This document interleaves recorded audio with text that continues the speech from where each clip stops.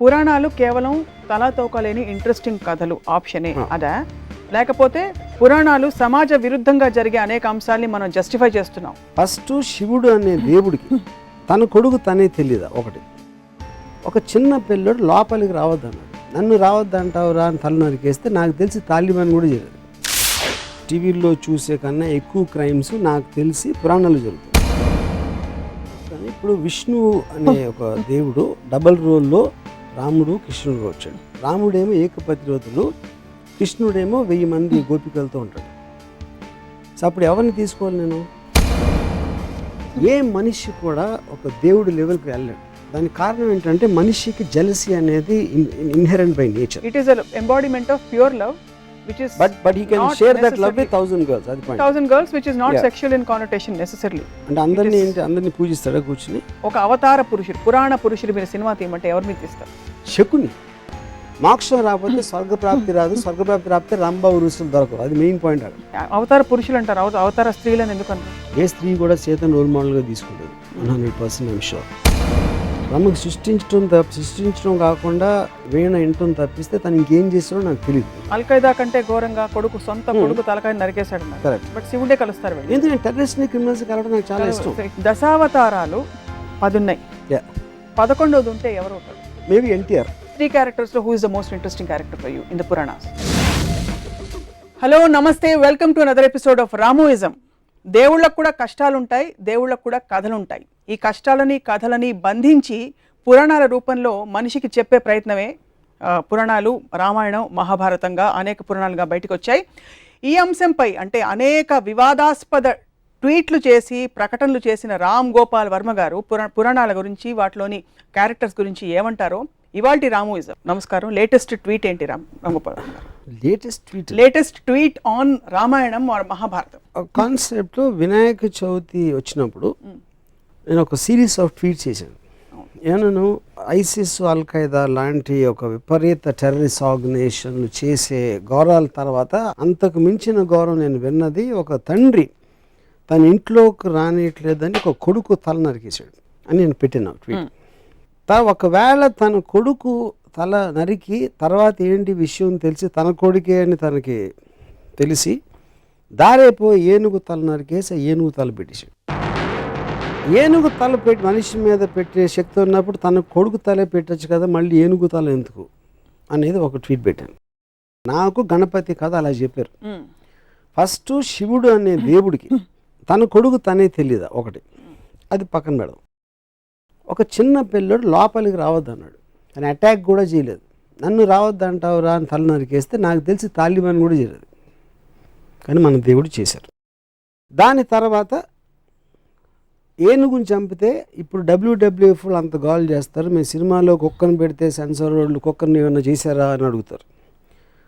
ఏమి అన్నం పోయిన తెలియదు, ఏనుగుని చంపేసి దాని తలను పెట్టారు. ఆ తల ఎందుకు పెట్టలేదు? అదో క్వశ్చన్. దాని మీద బాంబేలో ఒక శివసేన ఇలాంటి ఎంఎస్ గ్రూప్ వాళ్ళు ఇలాంటి ట్వీట్లు పెడతాంటే గణపతి అంటే చాలా పెద్ద ఈవెంట్ బాంబేలో. అంటే దాంట్లో ఒక లీడరు ఇప్పుడు మనం గొడవ చేస్తే దీని గురించి దాంట్లో లాజిక్ అంతా బయటికి అవుతారో తనకే పబ్లిసిటీ వస్తుంది, వదిలేయండి అని చెప్పాడు. సో నా పాయింట్ ఏంటంటే అది ఇప్పుడు మనం బ్లైండ్గా ఫాలో అవ్వటానికి ఒక దేవుడికి ఉన్న క్వాలిటీస్, ఆ దేవుడికి ఉన్న ఆ పర్టిక్యులర్ పురాణ పురుషుడికి ఉన్న క్వాలిటీస్ అనేది మనకు చాలా ఇంపార్టెంట్ స్టడీ చేయడం. నేను బ్లాటెంట్గా ఇలాంటి ఆస్పెక్ట్స్ ఉన్నప్పుడు దాన్ని క్వశ్చన్ చేయకుండా కేవలం దేవుడు చేశాడు కాబట్టి వదిలేసాం. తాలిబాన్ చేస్తే, అల్ఖైదా చేస్తే వాళ్ళని రాక్షసులు అంటాం. ఇది ఒక ఎగ్జాంపుల్. రెండో ఎగ్జాంపుల్, రాముడు వనవాసానికి వెళ్ళిపోయాడు. సీతమ్మ, లక్ష్మణుడు ముగ్గురు వెళ్ళిపోయారు. 14 సంవత్సరాలకి సరిపడా వాళ్ళకి బట్టలు ఆభరణాలు ఇచ్చారు.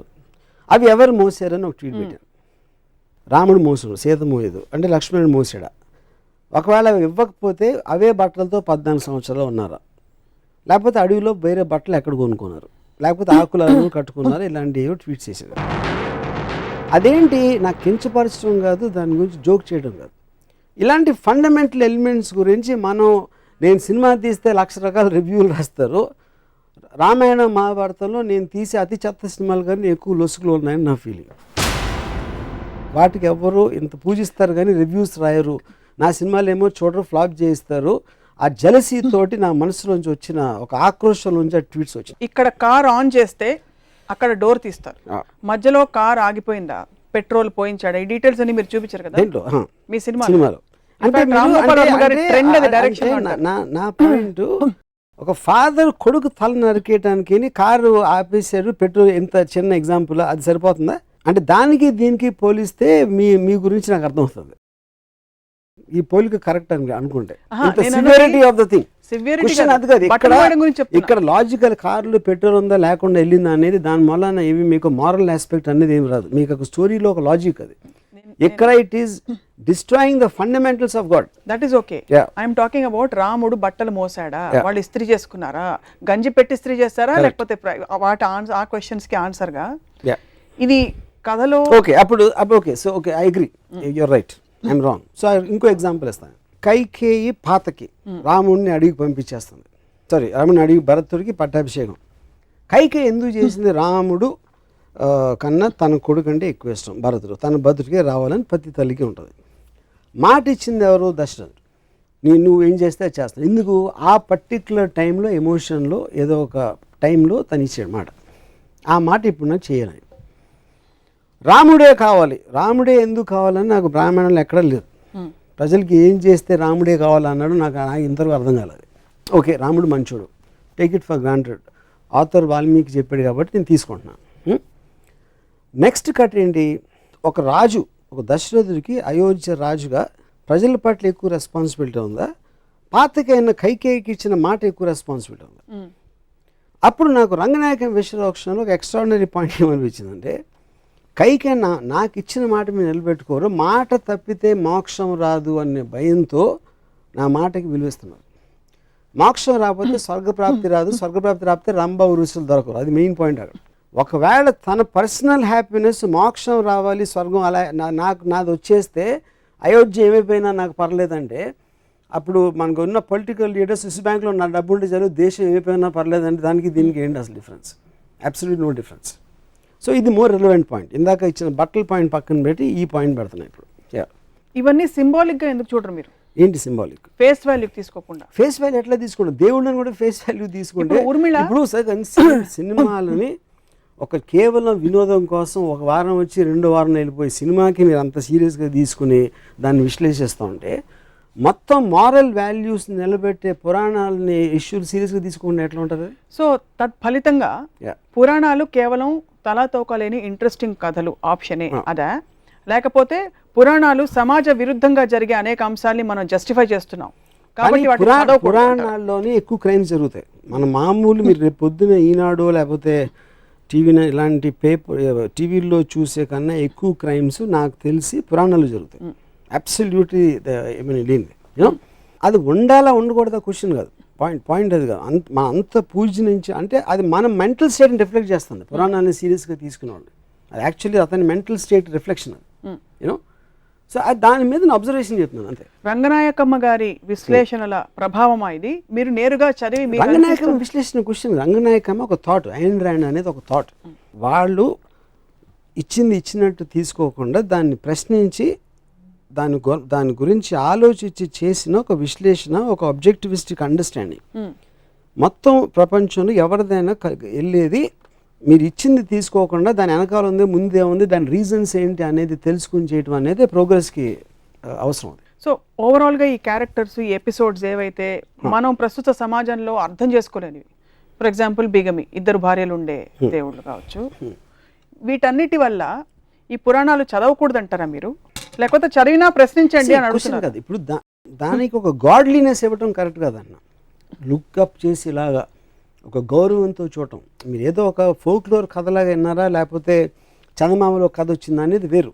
మీకు మారల్ సింబల్స్ కింద ఉన్న పురాణ పురుషులు వెనకాల కథలు ఇవా అన్నప్పుడు ఏ మారల్ దాంట్లోంచి తీసుకుంటారు? ఉదాహరణకి అది రాముడు మంచివాడు, ఎక్కువ ఎందుకు మంచివాడు ఎంతవరకు అర్థం కాలే. రాముడు ఇప్పుడు శూర్పణఖ అని ఒక స్త్రీ తను కోరి వచ్చింది, ముక్కు కోసేది. అది అంటే అందవికారం అంటే అంతకుముందు అందంగా ఉండాలి కదా, ముక్కు కోస్తే ఏమవుతుంది? లేకపోతే అంతకుముందే అందవికారంగా ఉంటే ముక్కు కోసిన మాత్రం మళ్ళీ ఇంకా పెరగదు వికారం. సో మనం ఈవ్ టీజ్ చేస్తున్నాం, ఒక అమ్మాయిని ఇలా అంటున్నాం అంటే మన సమాజంలో ఇప్పుడు ప్రాస్టిట్యూట్స్ని కూడా లా ప్రకారం గౌరవంగా చూడాలి, మనం కించపరిచి చూడకూడదు. ఎందుకంటే వాళ్ళు ఎందుకు అయ్యారో ఆ కారణాలు ఏదో రకరకాలు ఉంటాయి. సో ఒక స్త్రీని తన కంటి ముందు ముక్కు కోస్తా ఉంటే చూస్తే అది మంచి బలుడు ఇంటి దాంట్లో ముందు రాగానే కోసేలేదు, ఫస్ట్ ఏం చేసింది చెప్పండి. First he tried to tell her నా సోదరి వంటి దాన్ని వెళ్ళమన్నాడు. అప్పుడు ఇప్పుడు ఒక అమ్మాయి వచ్చిందండి నా దగ్గరికి, నేను కలవనన్నాను, మళ్ళీ వచ్చింది కలనంటే ముక్కు కోసేస్తే ఊరుకుంటారా? ఇప్పుడు మీకు చట్టపరంగా శిక్షలు ఉన్నాయి. అది కాదు, ఎథికల్ అంటున్నా, మీ చట్టం పక్కన పెట్టండి. ఎథికల్గా కేవలం ఒక హ్యూమన్ యాంగిల్లో ఒక అమ్మాయిలో వస్తే ముక్కు కోసేస్తారా అంటున్నా. మీరు చెప్పండి. నేను కోయను ఎవ్వరూ కోయరు. మీరు రాముడు తప్ప నాకు తెలిసి రాముడు ఆర్డర్ మీద లక్ష్మణుడు తప్పితే ఎవ్వరూ కోయరు. తాలిబాన్కి వస్తారు. కాబట్టి రాముడు మరి తాలిబాన్ లా అది కాదు నేను అడుగుతున్నా, అదే క్వశ్చన్ నేను అడుగుతున్నా. నేను పెట్టిన ట్వీట్స్లో కూడా ఈ రెండిటికి నాకు సిమిలారిటీస్ కనిపిస్తున్నాయి, నాకు అర్థం కావట్లేదని పెట్టినాను. పురాణం గురించి మాట్లాడుతున్నాం కాబట్టి నా మోస్ట్ స్ట్రాంగెస్ట్ అబ్జర్వేషన్ నేను ఒక 5 minutes చెప్తాను. తిరుపతిలో బాలాజీ ఎట్లా వచ్చాడు? అసలు బాలాజీ అనే దేవుడు పూజ చేస్తున్నారు. ఎవరు ఒక ఋషులు 14,000 సంవత్సరాల నుంచి పూజ చేస్తూ ఉంటే బ్రహ్మదేవుడికి పవర్ ఎక్కువైపోతుందని నారద మహర్షిని దాన్ని బ్రేక్ చేయడానికి పంపించాడు. నారద మహర్షి వచ్చి యాగఫలం ఎవరికి ఇస్తారు అంటే వాళ్ళు ఆలోచనలో పడ్డారు. అంటే 14,000 ఏళ్ళ నుంచి తపస్సు చేస్తా యాగఫలం ఎవరికి వాళ్ళు ఆలోచించలేదు. సో అది పక్కన పెడదాం.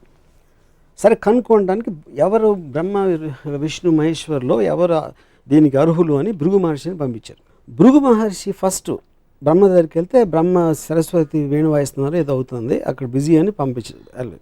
అక్కడి నుంచి కట్ చేస్తే శివుడు వస్తే శివుడు పార్వతి బిజీగా ఉన్నారు, అవి డాన్స్ చేస్తున్నారు ఏదో అక్కడి నుంచి పంపించారు.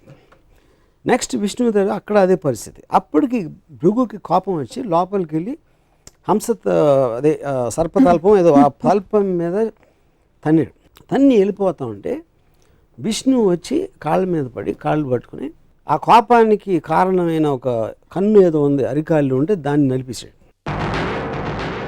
తనిలోని వెళ్ళి కాళ్ళు పట్టుకోవడానికి కోపంతో లక్ష్మి వెళ్ళిపోయింది. స్వర్గం బోసిపోయేసరికి వచ్చి విష్ణువుని ప్రాధేయపడ్డాడు. ఏంటి లక్ష్మి లేకపోతే స్వర్గంలో ఇది లేదు అది లేదు అని. అప్పుడు ఈయన ఎతకడానికి వెళ్ళాడు. విష్ణు వెళ్ళి ఎతికి ఎక్కడ దొరకలేదు.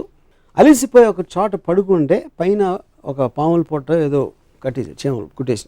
అప్పుడు ఆ టైంలో అక్కడ విదురుడు రాక్షసుడి పేరు మర్చిపోయిన వాడేవారు. ద పాయింట్ ఈజ్ ఒక ఆవులు కాపరి ఒక ఆవు వెళ్ళి ఆ పర్టిక్యులర్ పాముల పొట్టలో పాలేస్తాం.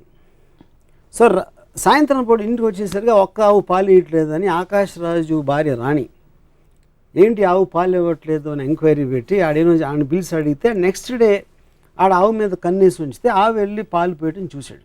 ఆవును కొట్టడానికి వస్తే ఆవును రక్షించడానికి విష్ణువు బయటకు వస్తే తన తల మీద తగిలింది దెబ్బ, ఆ కర్ర దెబ్బ. అవును. ఆ రక్తం చూసి పారిపోయి ఆకాశరాజు చెప్పాడు. ఆకాశరాజు వచ్చి ఏంటంటే ఆకాశరాజుని చూడగానే నువ్వు 7 జన్మలు పిశాచం అయిపోతావని శాపం ఇచ్చాడు విష్ణు.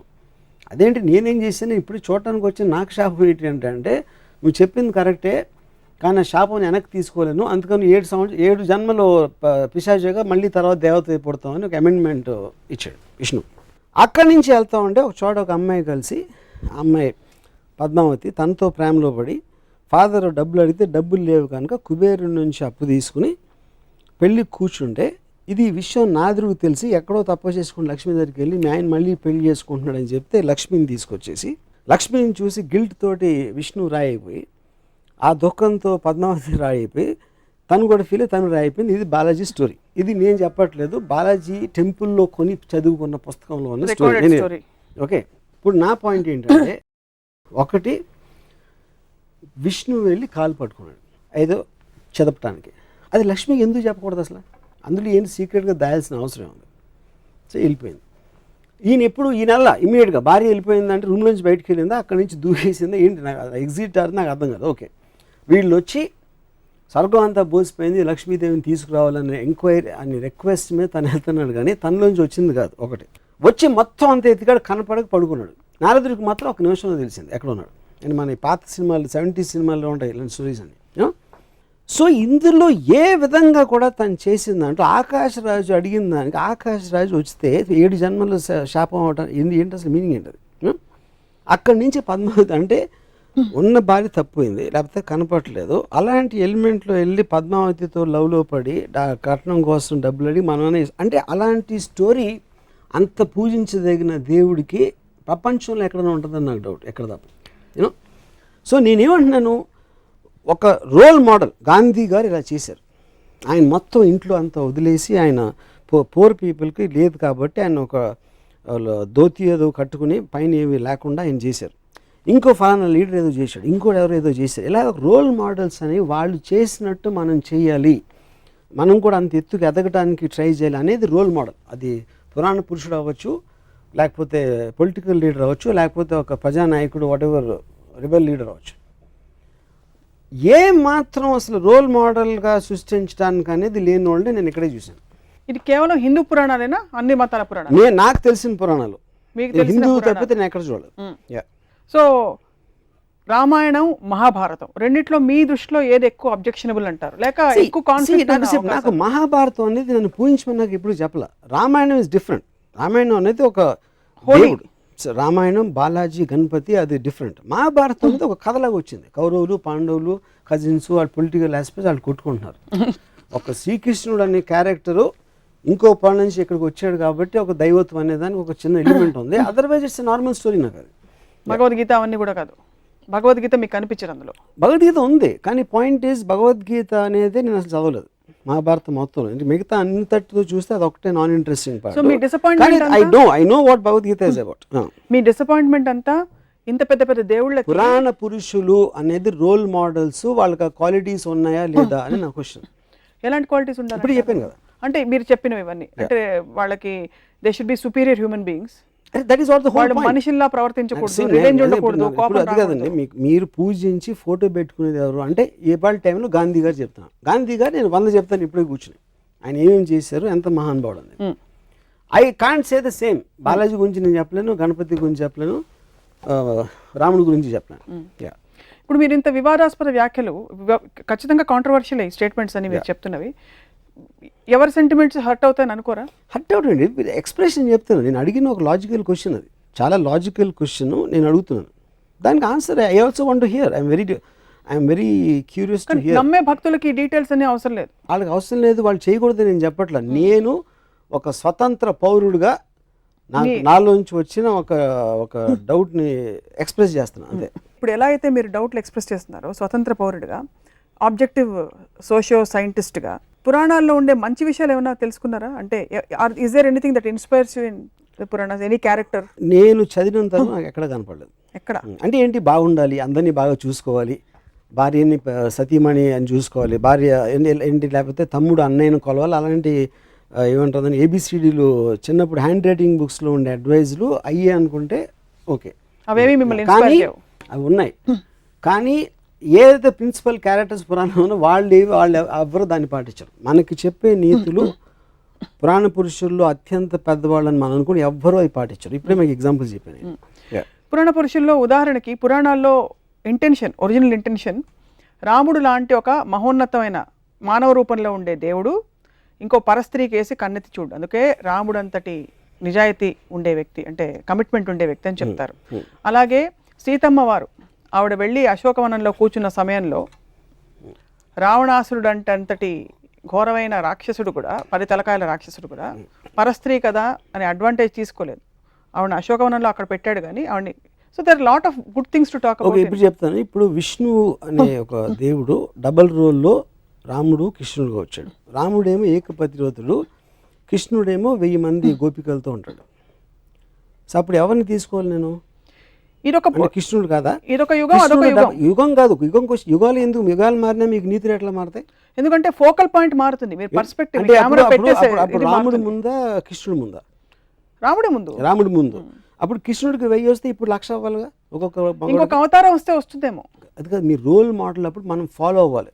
రాముడు రోల్ మోడల్ ఎందుకు ఏకపత్నివ్రతుడు, మనం కూడా ఒకే అమ్మాయితో ఉండాలి, రోల్ మోడల్. అవును. శ్రీకృష్ణుడు దాన్ని బ్రేక్ చేశాడు మీరు చెప్పిన లా ప్రకారం. ఇంకో యుగంలో అది వర్తించదు, అందుకని 1000 మంది గోపికలను తీసుకున్నాడు. అప్పుడు నేను రోల్ మోడల్, నాకు కృష్ణుడాడు. ఇప్పుడు ఇంకా అడ్వాన్స్ అయింది కాబట్టి ఇప్పుడు 1,00,000 గోపికలు అవుతావా, మళ్ళీ వెనక్కి వెళ్తామా? శ్రీకృష్ణుడు మీకు రోల్ మోడల్ అయినప్పటికీ శ్రీకృష్ణుడు నాకు స్వచ్ఛమైన అవ్వలేదు, ప్రేమ, నేను మీ ప్యూర్ లవ్. క్వశ్చన్ గురించి చెప్తున్నాను. Pure love. It is an embodiment of pure love. శ్రీకృష్ణుడి గురించి మనకి తెలిసింది he was an embodiment of pure love. నెమలి పింఛం అనేది ఎందుకు పెట్టుకుంటారంటే it is an embodiment of pure love which is but he can share that love with 1,000 girls. అది point. 1,000 girls which is not sexual in connotation necessarily. అంటే అందరిని పూజిస్తాడా కూర్చుని? అది తెలియదు, but this is what we know. నెమలి పింఛం అన్నది కూడా సంకేతం. నిమిల్ పింఛం అని పక్కన పెట్టిన అది డ్రెస్. అది ఇప్పుడు ఎవరు క్యాప్ వేసుకున్నట్టు అప్పుడు నిమిల్ పింఛం వేసుకుంటారు. దానికన్నా ఎక్కువ ఇంపార్టెన్స్ ఇవ్వద్దు. తను చేసే పని చెప్పండి నాకు. ఏం డ్రెస్ అనేది మన costume is not the point. సీన్లో కంటెంట్ అనేది పాయింట్. అక్కడ సీన్లో కంటెంట్లో విష్ణు అవతారమే రాముడు. విష్ణు అవతారం రాముడు ఏకపత్ని భక్తులు అని చెప్పినప్పుడు తను ఇంకో రోల్ వేసినప్పుడు మొత్తం ఆపోజిట్లో వేస్తే దానికి వ్యాలిడిటీ ఏంటని అడుగుతున్నాను. కాబట్టి రెండింటికి వ్యాలిడిటీ లేదంటారా? ఒకటి తీసుకుంటారు. క్వశ్చన్ అది కాదు. రోల్ అంటే ఇప్పుడు రాముడు అది ఒక్కటి చేసి ఉండొచ్చు, దానికి ఆపోజిట్గా 10 చేశారు దాంట్లోనే, రామాయణంలోనే నాకు చెప్పాను నేను. అన్ని మతాల దేవుళ్ళని లేక పురాణాలని మీరు ఎప్పుడు స్టడీ చేయాలన్న ఉత్సుకత మీకు కలగలేదు? స్టడీ చేయడం మామూలుగా ఇప్పుడు నేను ఎక్స్పర్ట్ని కాదు పురాణాల్లోని, లేకపోతే బుక్స్ రాసేసి మన కల్పవృక్షం విశ్వనాథ సత్యనారాయణ గారు I'm not an expert on that. నేను ఒక మామూలు జనంలాగా నాకు తెలిసిన అంటే నాకు బాలాజీ టెంపుల్లో నుంచిన వాళ్ళు కన్నా నాకు ఎక్కువ తెలుసు, గణపతి టెంపుల్ సిద్ధి వినాయక్ ఇక్కడికి వెళ్ళిన వాళ్ళు నాకన్నా ఎక్కువ తెలుసు, రెగ్యులర్గా టెంపుల్కి వెళ్ళే వాళ్ళు కన్నా నాకు ఎక్కువ నాలెడ్జ్ డెఫినెట్గా. నేను ఎక్స్పర్ట్ అవ్వకపోవచ్చు దాంట్లో. సో నేను మామూలు ఒక జనం ప్రతినిధిగా పురాణాల మీద నాకు వచ్చిన డౌట్ ఎక్స్ప్రెస్ చేస్తాను అంతే. దీనివల్ల భక్తులు ఎంత డీప్గా వెళ్తే మీకు అంత పోతుంది ఇంప్రెషన్. అది నేను గమనించాను. ఎక్కువ డీప్గా అందుకే భక్తులు డీప్గా వెళ్ళరేమో. కల్పవృక్షంలో మొత్తం డిస్క్రిప్షను సీత సెక్షువాలిటీ మీద ఉంటుంది. అది నాకు రామాయణ విశేషం చదివే వరకు తెలియదు నాకు, ఎందుకంటే నేను అలాంటి లాంగ్వేజ్ నేను చదవను కాబట్టి. ఇలాంటి కాళ్ళు గల సీత అలా సీతని తను చూసాడంటే అది శృంగారం అనొచ్చు, మీరు ఏదైనా ఆస్పెక్ట్ అవ్వచ్చు. కానీ అది మనం నార్మల్ ఆస్పెక్ట్లో రామాయణాన్ని ఎప్పుడు అలా చూడం. కానీ అది రాసింది విశ్వనాథ సత్యనారాయణ గారు. వాట్ ఎవర్ ఐ మీన్ అది ఎలిమెంట్. అది రాయకూడదని నేను ఆర్గ్యూ చేయట్లేదు. వాట్ ఈజ్ మనకి ఇది వస్తుంది ఇలాంటిది మనం ఇలా చూడకూడదు అనేది ఇష్యూని మనం పక్కన పెట్టేసి మిగతాదంతా మాట్లాడతాం.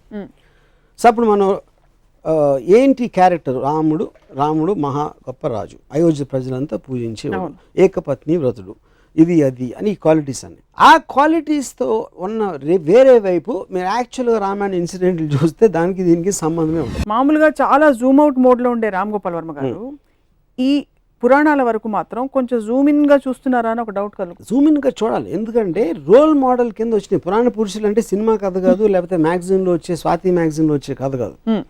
టోటల్గా మనం ఎవరిని ఫాలో అవ్వాలి, ఒక బెటర్మెంట్ ఆఫ్ ద సొసైటీ కానీ క్రియేట్ చేసిన రోల్ మోడల్స్ ఇలాంటి దేవుళ్ళందరూ. సో వాళ్ళు చేసే యాక్షన్స్ చాలా సునిశ్చితంగా I mean you have to observe it. You can be objective and zoom out there. You have to be subjective and observe them very closely exactly the actions, because ఆ pattern అనేది వేరే వాళ్ళు follow అవ్వాలి లెక్క ప్రకారం. అంటే పురాణాలు నిజంగా జరిగాయి ఇవి రియల్ అని అనడానికి కానీ, అంటే రియల్ అన్రియల్ అని మీరు ఎప్పుడు డిబేట్ చేయలేదు, బట్ సంకేతాలు చాలా ఉన్నాయి. పుష్పక విమానం ఇప్పుడు ఏరోప్లేన్ గా ట్రాన్స్లేట్ అయింది. బహుశా అక్కడి నుంచి ఐడియాస్ వచ్చాయేమో. పుష్పక విమానం ఫస్ట్ టైము మనమే ఇన్వెంట్ చేసాం. ఎందుకు చేసాం? ఎవరో రాశారు అది.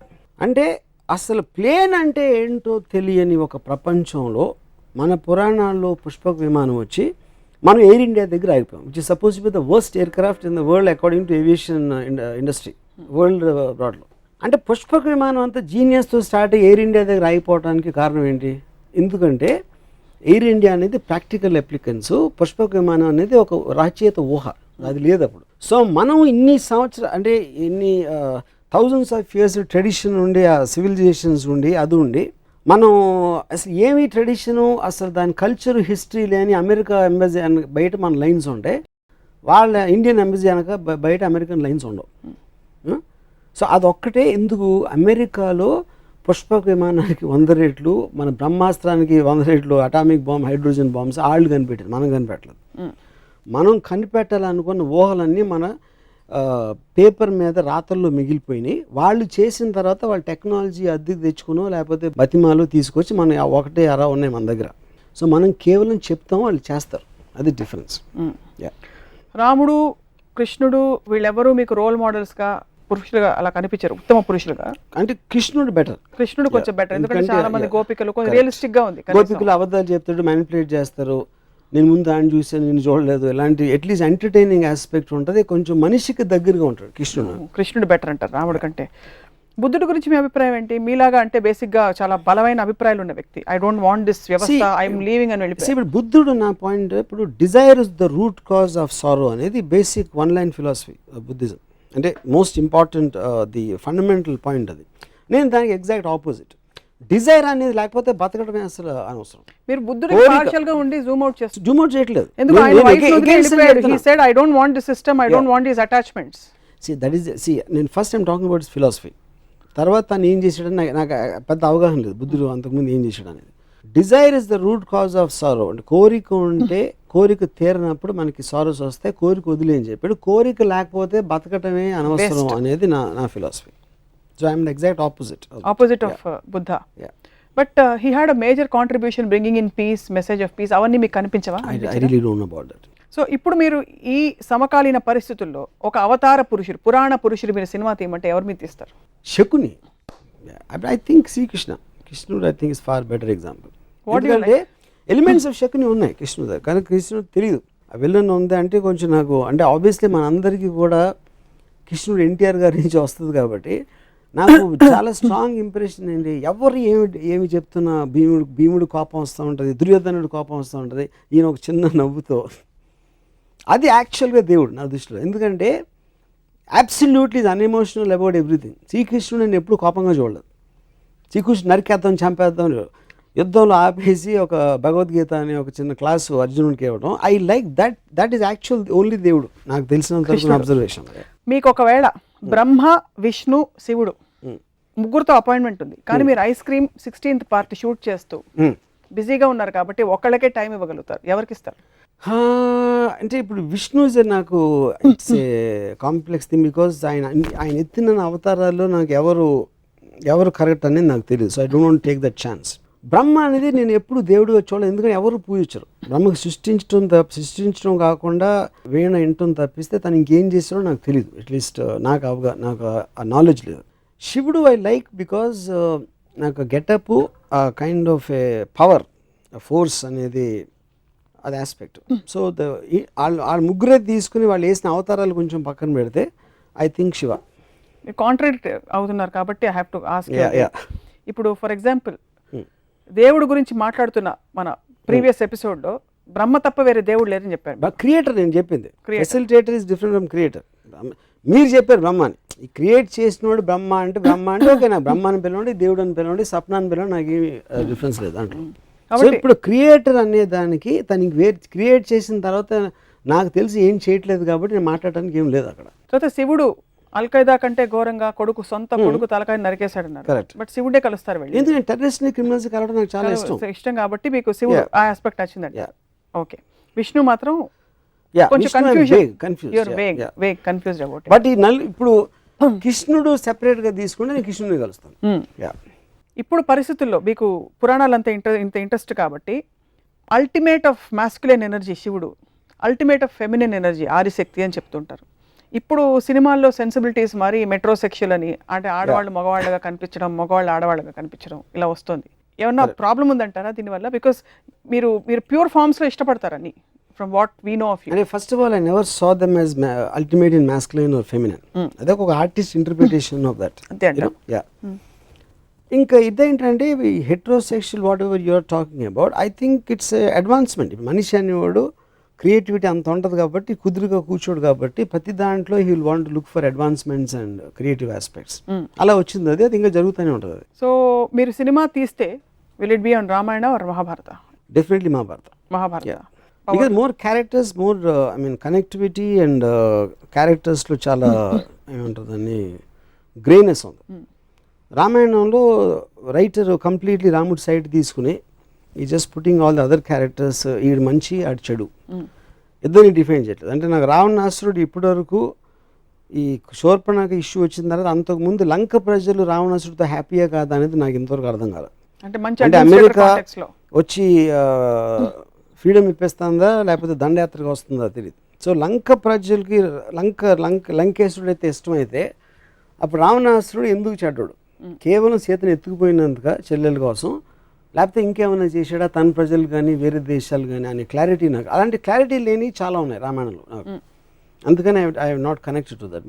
But Mahabharatam very much I'm connected because it all related to normal people. చిన్నప్పుడు మీకు ఎవరైనా పురాణ గాథలు పెద్దవాళ్ళు కథలు చెప్తుంటారు ఇంట్లో, మిమ్మల్ని నిద్రపుచ్చుతో చెప్పడం, ఇంట్లో అమ్మమ్మ కానీ నాయనమ్మ కానీ అట్లా అలా ఆంట్స్ కానీ ఏమైనా చేశారా, లేక మీ రోజు మై గ్రాండ్ మదర్ ఇందాక చెప్పాను కదా ఏదో ఎపిసోడ్లో రామాయణం గురించి keep on telling me. Ramayanam గురించి చెప్పేవారు, రామకోట రాసేవారని చెప్పారు. ఆవిడ చెప్పేవారు రామాయణం గురించి. రామాయణం కథ ఆవిడ దగ్గర విన్నారు, విని ఎందుకు నేర్చుకోకూడదో తెలుసుకున్నాను. దశావతారాలు 10 ఉన్నాయి, 11వది ఉంటే ఎవరు అవుతారు? 11. సపోజ్ దశావతారాల తర్వాత ఇంకొక అవతారం ఉంటే ఎలా ఉంటుంది అనుకుంటున్నారు? మేబీ ఎన్టీఆర్.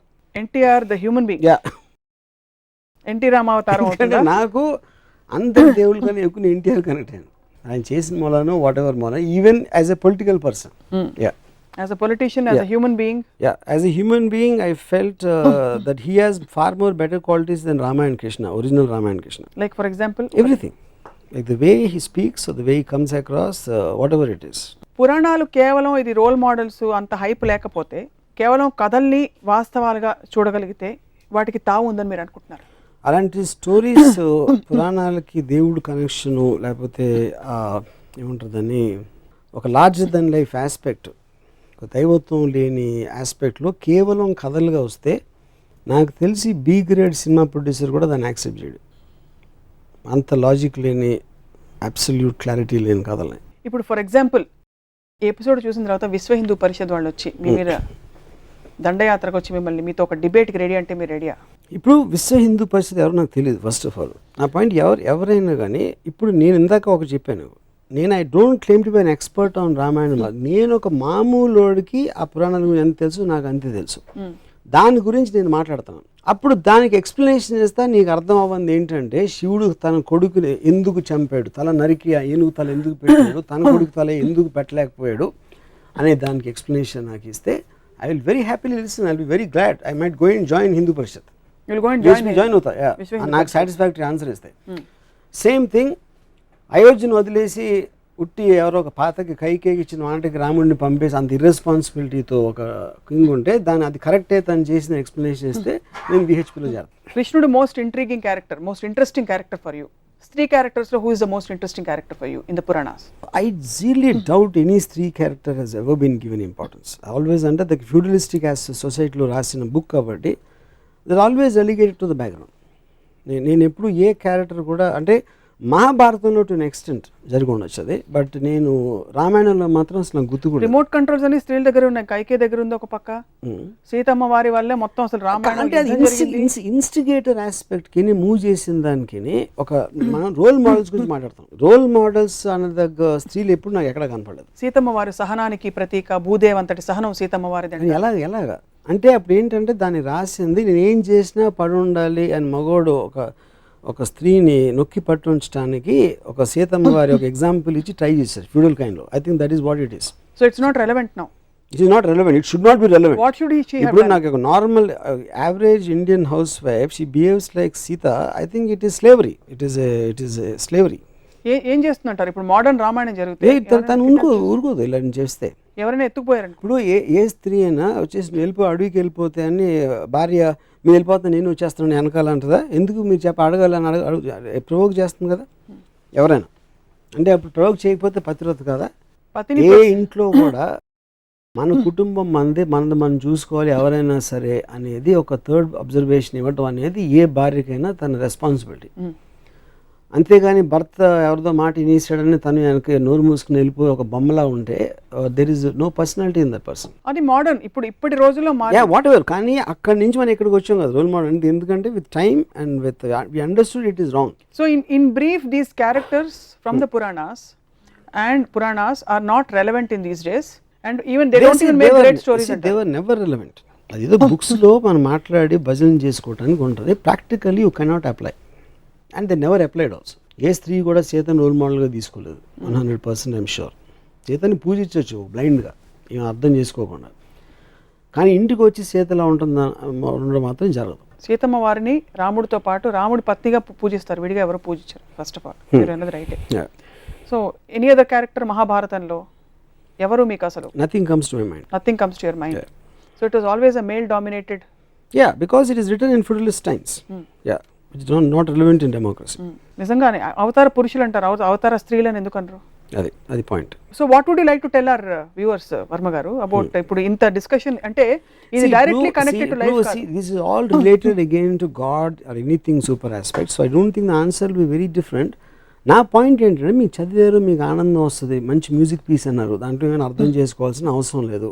ఆ తర్వాత రాములు వారు ఇలా వెళ్ళారు, రాములు వారు భద్రాచలం వెళ్ళారు అని వినటానికి మీకు బాగుంటే దట్ ఈస్ యువర్ కాల్.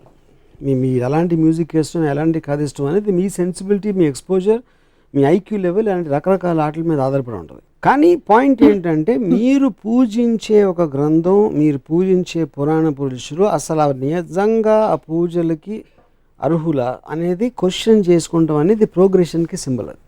అది ఒకటి నేను చెప్పేది. ప్రోగ్రెషన్ అన్నారు కాబట్టి ఈ క్వశ్చన్ అడుగుతున్నాను. అప్పట్లోనే పురాణాల్లో progressive thoughts, for example homosexuality లాంటి కొన్ని బలమైన, ఇప్పుడు ఇంకా వివాదాస్పదం అవుతున్న కొన్ని అంశాలు అప్పుడే ప్రస్తావించారు. అప్పుడు ప్రోగ్రెసివ్ టైమ్స్ కాదంటారు. అయితే ఇప్పుడు అది ప్రస్తావించి తర్వాత వెనక్కి ఎందుకు వచ్చామన్నా, పుష్పక విమానం కట్టేసి ఎయిర్ ఇండియాకి వచ్చి అప్పుడు అది చెప్పి ఇప్పుడు కూడా సెక్షువల్ రిప్రెషన్ పెట్టి అప్పుడు అక్కడ ఏదో మనం టెలిస్కోప్ దిక్సూచి ఉంది అని చెప్పి ఇటలీ అమెరికా కనిపెట్టిన 40 సంవత్సరాలకి మన దేశానికి వచ్చి అక్కడ కనిపెట్టి అక్కడ ఎందుకు ఆపేసి, ఎందుకంటే మనం కనిపెట్టలే, ఇది అదేమీ లేదు, అది ఎవరో రాసుకున్నారు. ఆ పర్టికులర్ రాసిన అతను తనకి గే ఫీలింగ్స్ ఉంటే తను రాసేసి ఉంటాడు. But that doesn't mean it is representative of the society. ఆ పర్టికులర్ సొసైటీకి రిప్రజెంటేటివ్ అని అనుకో. అప్పట్లో ఇద్దరు వైఫ్స్ని లేకపోతే అలాంటి పరిస్థితులని, నలుగురు భార్యల్ని హ్యాండిల్ చేసే కెపాసిటీ క్యారెక్టర్స్కి ఉండేది. కానీ ఇప్పటి రోజుల్లో అది అన్వయించుకునే ప్రయత్నం చేస్తే సొసైటీ కేయోటిక్ అయిపోతుంది కనుక it is those aspects are not applicable except to see how beautifully in spite of all these things they coexisted అని కొంతమంది విజ్ఞులు చెప్తూ ఉంటారు. బేసిక్లీ అప్పట్లో ఎక్కువ ఉండేది హారెమ్స్ అనేది, వందల ఆడవాళ్ళు మెయింటైన్ చేసేది పురాణాల్లో ఉండేది. In any religion including the kings, 1940 ముందు ఉన్న ఇండియన్ కింగ్స్ కూడా they use to maintain a lot. So the point of complete ఆడవాళ్ళకి ఫ్రీడమ్ ఇవ్వకుండా ఇష్టం వచ్చినట్టు బతికే ఆస్పెక్ట్ అనేది ఫ్యూడలిజంలో ఉంటుంది. And all Puranas are connected feudalism. ఎందుకంటే రాముడు వాళ్ళందరూ రాజులు, మహారాజుల కాలంలో జరిగిన స్టోరీ అది. అవును. సో ఆ ఆస్పెక్ట్లో మీరు ఇందాక చెప్పిన దానికి రెలవెన్స్ ఉండదు. అది ఇప్పుడు దాంట్లో ఏంటి, మీరు ఒక లిబరల్ సోషల్ ఒక కాంప్లెక్స్ ఆస్పెక్ట్ ఆఫ్ డెమోక్రసీ సొసైటీలో ఉన్నప్పుడు ఇద్దరు భార్యలకి మల్టిపుల్ వైఫ్స్కి ఫ్యూడలిస్ట్ కాలంలో ఉండేదానికి ఫండమెంటల్ తేడా ఉంది. ఎందుకంటే అక్కడ రిప్రెషన్ ఎక్కువ ఉంటుంది. ఇప్పుడు రిప్రెషన్ ఉండడానికి ఛాన్స్ లేదు. ఎందుకంటే ఒక అమ్మాయికి తన భర్త నచ్చకపోతే she can walk out, she can ask the help of the law or society or she can stand on our own feet. అంత ఫ్రీడమ్ వచ్చినప్పుడు పురాణాలు హ్యావ్ నో రిలవెన్స్. ఒక చిన్న క్వశ్చన్ నేను మిమ్మల్ని అడుగుతాను, మీరు అడుగుతున్నారు కాబట్టి చాలా ప్రశ్నలు పురాణాల గురించి. I would like to ask you, గుళ్ళు కట్టించినప్పుడు కూడా రాముడు అవతారం, కృష్ణుడు అవతారం, నరసింహ అవతారాన్ని కూడా కట్టించారు గుడి. పరశురామ అవతారానికి లేదు. ఫస్ట్ వచ్చిన మత్స్య, కూర్మ, వరాహ అవతారాలు ఉన్నాయి. వాళ్ళ గుళ్ళు ఎందుకు లేవంటారు? ఇప్పుడు గుళ్ళు కట్టడం అనేది బేసిక్గా అంటే ఆల్వేస్ మనకు ఒక హ్యూమన్ బీయింగ్ ఆస్పెక్ట్ ఉన్నది దాంట్లో. ఏదో చేస్తారు అని అప్పుడు, ఎందుకంటే చేపని ఏం చేసినా చేప ఈదుతుంది, ఈదటం కానీ ఇంకేం చేస్తుందో తెలియదు మనకి. వరాహం అంటే ఇప్పుడు నేను లోకలైజ్ లాంగ్వేజ్లో పందు ఏదో వడవర్, ఐ మీన్. సో ఒక యానిమల్ ఆస్పెక్టు, ఒక చేప, ఒక స్నేకు, సర్పావతి, ఇవన్నీ కూడా you don't know where else to take it. కానీ అంటే మన కార్టూన్స్ లాగా ఒక హ్యూమన్ ఆస్పెక్ట్ ఇచ్చేస్తే కార్టూన్కి మీ కనెక్టివిటీ ఎక్కువ ఉంటుంది. సో హ్యూమన్ శ్రీకృష్ణుడు అవతారానికి మత్స్య అవతారం చేప, శ్రీకృష్ణుడు అంటే మనిషి. అప్పుడు ఎలా ఉంటాడు, ఏం చేశాడు, తను పొద్దున్న లేచి ఎవరికి పుట్టాడు, ఎలా పెరిగాడు, బాల్యం, తర్వాత ఏం చేశాడు, ఇవన్నీ ఉంటాయి. కాబట్టి మీకు కనెక్టివిటీ అనేది జరుగుతుంది ఎక్కువ, which is the reason why human shapes అనేది ఇంపార్టెంట్ అక్కడ. సో హ్యూమన్ షేప్స్ లేని అవతారాలకు అందుకే గుళ్ళు లేవు. That's the main issue. మీకు చాలా భయంకరమైన నాలెడ్జ్ ఉంది పురాణాల మీద. ఉంది కాబట్టి ఈరోజు మీ అభిప్రాయాన్ని మాతో పంచుకున్నారు. టీవీ ఛానల్ తరఫున, బహుశా మీ తరఫున కూడా ఇది ఎవరిని నొప్పించడానికి ఉద్దేశించిన కార్యక్రమం కానే కాదు. కేవలం ప్రజాస్వామ్యంలో స్వేచ్ఛగా మీరు వ్యక్తపరిచే, రామ్ గోపాల్ వర్మ గారు వ్యక్తపరిచే కొన్ని అభిప్రాయాలు, ప్రశ్నలు, బహుశా ఎవరికైనా సమాధానాలు ఉంటే గనక తప్పకుండా మమ్మల్ని మీరు కాంటాక్ట్ చేయవచ్చును. వర్మ గారికి మేము ఈ సమాధానాలు తెలియపరుస్తాం. ఏమంటారు రాము గారు? Of course I will love it. నేను మీరు చెప్పింది అదే, నేను నొప్పించడానికి నా ఇంటెన్షన్ కాదు. కానీ మీరు బిలీవ్ చేస్తుంది మీరు ఎప్పుడన్నా ఆలోచించారా? నేను ఆలోచించిన దానికి నాకు సమాధానం లేదు, మీ దగ్గర సమాధానం ఉంటే I will be very happy to hear, and మీరు అప్పుడు వేసిన క్వశ్చన్స్కి నేను ఆన్సర్ చెప్పడానికి ఇక్కడ ఉంటాను. So closing on a positive note, ఒక అవతార పురుషుడు, ఒక ఎగ్జాంపులరీ హ్యూమన్ బీయింగ్ని మనం రోల్ మోడల్గా పెట్టుకుని ఒక సొసైటీకి ఒక గైడెన్స్ అవుతుందంటే మీరు ఎవరిని సజెస్ట్ చేస్తారు? అది ఇంపాసిబుల్, జరగదు. ఎందుకంటే ఏ మనిషి కూడా ఒక దేవుడి లెవెల్కి వెళ్ళాడు. దానికి కారణం ఏంటంటే మనిషికి జెలసీ అనేది ఇన్హెరెంట్ బై నేచర్. సో ఒక టైంలో మనం చాలా టైం అయిపోయింది కాబట్టి మనం గాంధీ గారు మహాత్మా అంటాం. కానీ గాంధీ గారు ఉన్న టైంలో ఆయనకు చాలా పొజిషన్ ఉంటుంది, రకరకాల క్రిటిసిజం ఉండేది. సో ఇప్పుడు ఇవాళ రోజున సేమ్ గాంధీ క్వాలిటీస్తో ఉన్న ఒక మనిషి వస్తే, ఒకవేళ ఇవాళ మన పూజ్యని బాపూజీ అంటున్నాం, టీవీ 9లో వికట కవిలో వేస్తారు ఫస్ట్. వికట కవిలో వచ్చిన తర్వాత ఎవ్వరూ లీడర్ అవ్వలేరు దాని తర్వాత. సో మనిషికి ఇంకొక మనిషి మీద రెస్పెక్ట్ ఉండటం అనేది జరగదు, ఇంపాసిబుల్. ఫేజెస్లో షార్ట్ పీరియడ్స్ జరుగుతుంది. మరి అందుకని గురువులు అంటే అది రిలీజన్ కనెక్టెడ్. దేవుడు మనిషి కాబట్టి సస్టైన్ అవుతారు. ఎప్పటి వరకు స్కాండల్ వచ్చే వరకు. నిత్యానంద స్వామి కన్నడ భాషలు చూసాడు, లేకపోతే ఆసారాం బాపు ఎక్కడో వెళ్ళి అలాంటి ఒక హ్యూమన్ థింగ్ చేసినంత వరకు వాళ్ళ దృష్టిలో దైవం తర్వాత వాళ్ళే, లేకపోతే వాళ్ళు కూడా దేవుళ్ళే. సో దేవుడు అనేది, పురాణ పురుషుడు అనేది దానికి ఇంపార్టెంట్. ఎందుకంటే మీకు ఒక లార్జర్ దెన్ లైఫ్ ఒక రోల్ మోడల్ అవసరం. అండ్ అది మనమే సృష్టించుకుంటున్నాం. దేవుడు సృష్టించాడు, మనం సృష్టిస్తున్నాం దేవుడిని మన అవసరం కోసం. Although it's not relevant to the discussion we had, పురాణాలు జరిగాయని మీరు నమ్ముతున్నారా? నేను నమ్మను. ఎందుకంటే అంత లాజిక్ లేనిది రేషనల్గా జరగడం కష్టం, ఇంపాసిబుల్ అది. ఎందుకంటే నేను వాళ్ళు రాసిన పురాణం బట్టి చెప్తున్నా. ఎన్ని సంకేతాలు ఉన్నా, శ్రీలంక బ్రిడ్జ్ కనిపించినా, ఇంకోటి కనిపించినా, శ్రీలంక బ్రిడ్జ్ మనం చెప్తున్నాం. మన ఇండియాలో ఏంటంటే ఏది కనిపించినా నాదే అని చెప్పడం. పైన రామజన్మభూమి అది ఇది అని కొట్టుకుంటున్నారు. అదే చెప్తారు, ఎవరు చెప్తున్నారు? నా పాయింట్ చెప్తున్నారు. ఇందాక చెప్పాను కదా, పుష్ప విమానం కనిపెట్టిన ఎక్కడికి వెళ్ళిపోయింది, వచ్చిన తర్వాత ఎందుకు వెళ్ళిపోయింది అనేది నా ప్రశ్న. So you don't even believe? మీరు త్రేతాయుగంలోనో ద్వాపరయుగంలో ఎక్కడో పుష్పక విమానం ఒకవేళ తయారు చేసి ఉంటే అది ఉండలేదు, ఏమైపోయింది, ఆ థాట్ ఎక్కడికి వెళ్ళిపోయింది? ఒకటి, పెట్రోల్ లేకుండా నడిచేది అది. కానీ ఎందుకు వెళ్ళిపోయింది, ఎక్కడికి వెళ్ళిపోయింది అది? అప్పుడు మళ్ళీ రైట్ బ్రదర్స్ 1910లో ప్లేన్ చేసిన తర్వాత మనం 1940లో అడుక్కుని ఒక చిన్న ప్లేన్ తెచ్చుకున్నాం. పుష్పక విమానం తెలివి మనకి అన్ని వేల సంవత్సరాల క్రితం ఉంటే మధ్యలో ఎక్కడికి వెళ్ళిపోయిందో తెలివి అంటున్నా. కల్కి అవతారం అయిపోయిందంటారా, ఉందంటారా, ఇంకా వెయిట్ చేస్తారా మీరేమన్నా? అంటే నేను కల్కి వచ్చే టైంకి నేను అసలు అవతల గురించి పట్టించుకోవడం మానేశాను. So I don't have any knowledge about that. బహుశా చెప్పలేము, మన మధ్యలో ఎక్కడైనా మన మనుషుల్లో దాగి ఉన్నాం. ఉండొచ్చు, నేనే అవ్వచ్చు, మీరే అవ్వచ్చు. అవతార పురుషుడు రామ్ గోపాల్ వర్మ గారు. పురాణాలు నిజంగా అసలు క్షీరసాగర మథనంలాగా నా బ్రెయిన్ అంతా మదించబడినట్టు నేనే కాదు, ప్రేక్షకులు కూడా చాలా మంది ఫీల్ అవుతూ ఉండొచ్చు. ఎందుకంటే ఆలోచించవలసిన విషయాలు చాలా ఉన్నాయి. But will come back to you with some answers. Thank you very much. I will love it. పెద్దలతో మాట్లాడి వారి సమాధానాల్ని మీ దాకా చేరవేస్తాం. వాటికి మీరు కౌంటర్ క్వశ్చన్స్ ఏమైనా ఉంటే చెప్పండి వీలైతే అతి త్వరలో. Thank you very much Varma గారు, పురాణాల గురించి మాట్లాడేందుకు. ఇది అవతార పురుషుడు రామ్ గోపాల్ వర్మ గారితో పురాణాలపై ఆయన వ్యాఖ్యానం. మరొక రసవత్తర అంశంపై ఇలాగే రామోయిజం కొనసాగుతుంది. Stay tuned.